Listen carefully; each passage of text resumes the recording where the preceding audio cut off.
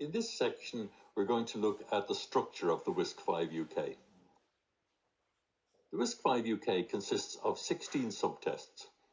They can be divided into 5 groups, each group reflecting a different ability: verbal comprehension, visual spatial ability, fluid reasoning, working memory, and processing speed. Ну, я тебе скажу, Two subtests делать from мне each of these groups это тоже are used to долго. measure that ability. So similarities and vocabulary are combined to measure Да, verbal это comprehension. еще дольше, Block чем design and вот этот visual вариант, puzzles который measure предлагают. visual spatial ability, and so on. These groups are called primary indexes, and the 10 subtests are called the primary subtests. The other 6 subtests are called secondary subtests. The scores on these 5 primary indexes, verbal comprehension, visual spatial reasoning, fluid reasoning, working memory, and processing speed, are what the authors recommend for a comprehensive description and evaluation of intellectual ability. 7 of the subtests are used to create the full-scale IQ, which is the measure of overall ability.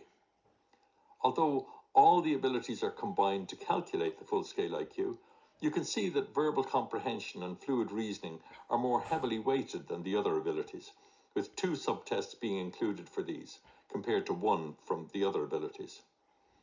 You'll notice also that there are 6 subtests that aren't used at all. These secondary subtests can be used as substitutions in the full-scale IQ if one of the original ones is spoiled or can't be used for some reason. 2 of these tests can also be used in some additional scales called ancillary index scales, but we'll consider these indexes further when we come to interpretation. So, to repeat, the 5 primary index scores are the verbal comprehension index, the visual spatial index, the fluid reasoning index, the working memory index, and the processing speed index. We'll often refer to these by their initials: VCI, VSI, FRI, WMI, and PSI. These indexes are based on a factor analysis of the WISC-5, and they represent abilities that are conceptually different from each other, although of course any task involves multiple cognitive processes, so it's impossible to measure pure abilities. Evaluation of these primary indexes is generally recommended for a comprehensive description of intellectual ability. So the verbal comprehension index is a measure of verbal ability and acquired knowledge. It's a measure of crystallized intelligence. The visual spatial index is a measure of the ability to form images in the mind and manipulate them, like reading a map upside down or being able to visualize what a 3-dimensional building would look like from looking at the architect's plans. The fluid reasoning index measures the ability to reason abstractly and to solve novel problems.